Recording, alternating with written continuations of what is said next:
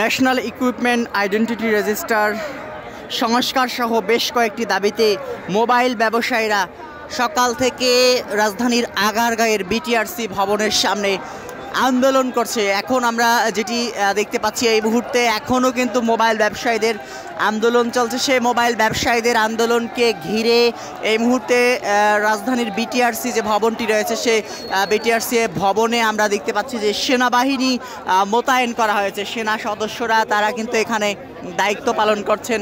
এখানকার নিরাপত্তা ব্যবস্থা রক্ষায় কিন্তু সেনা সদস্যরা দায়িত্ব পালন করছে। যেমনটি বলছিলাম যে বেশ কয়েক দফা দাবিতে মোবাইল ব্যবসায়ীদের কিন্তু এই বিটিআরসি ভবনের সামনে বিটিআরসি ভবন ঘেরাও করে আন্দোলন চলছে। তাদের আন্দোলনকে ঘিরে সকাল থেকে এই যে সড়কটি রয়েছে সেই সড়কটিতে কিন্তু যান চলাচল বন্ধ রয়েছে এবং আশেপাশে তীব্র যানজটের সৃষ্টি হয়েছে তেমনটি কিন্তু আমরা দেখেছি। এখন এই বিটিআরসি ভবনে আমরা যেটি দেখতে পাচ্ছি যে এখন কিন্তু এখানে সেনাবাহিনী মোতায়েন করা হয়েছে যাতে করে কোনো বিশৃঙ্খল পরিস্থিতি তৈরি না হয়। সে কারণে এখানে এখন সেনাবাহিনী সদস্যরা দায়িত্ব পালন করছে তেমনটি আমরা দেখছি। মূলত মোবাইল ব্যবসায়ীদের যে দাবিগুলো রয়েছে সে দাবিগুলো যদি আপনাদেরকে একটু বলে রাখি, মোবাইল ফোন আমদানিতে বিদ্যমান অস্বাভাবিক শুল্ক প্রত্যাহার, সিন্ডিকেট প্রথা বিলোপ, এনআইআরের পুনর্বিবেচনা, যৌক্তিক ট্যাক্স কাঠামো পুনর্নির্ধারণ, মোবাইল ফোন আমদানির সুযোগ উন্মুক্ত করা।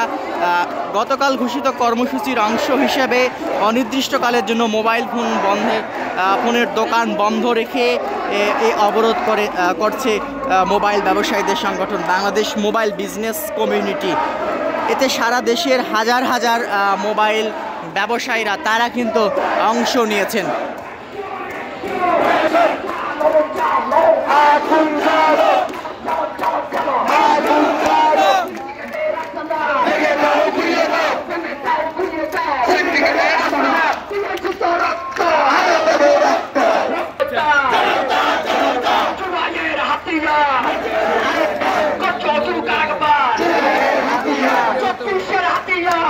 যেমনটি দেখাচ্ছিলাম এই মুহূর্তে বিটিআরসি যে ভবনটি রয়েছে সেই ভবনটিতে কিন্তু সেনাবাহিনীর সদস্যরা তারা দায়িত্ব পালন করছে এখানে যাতে করে কোনো অপ্রীতিকর ঘটনা না ঘটে সে কারণে দায়িত্ব পালন করছেন তারা।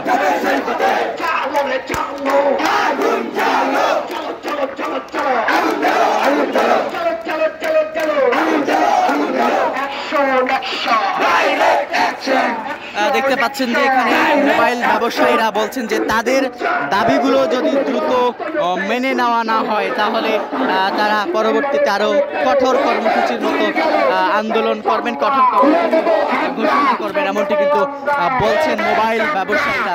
আমরা দেখাচ্ছিলাম আপনাদেরকে এই মুহূর্তে রাজধানীর আগারগাঁও থেকে আগারগাঁয়ের যে বিটিআরসি ভবন রয়েছে সেই বিটিআরসি ভবনের সামনের পরিস্থিতি কিন্তু আমরা আপনাদেরকে দেখাচ্ছিলাম।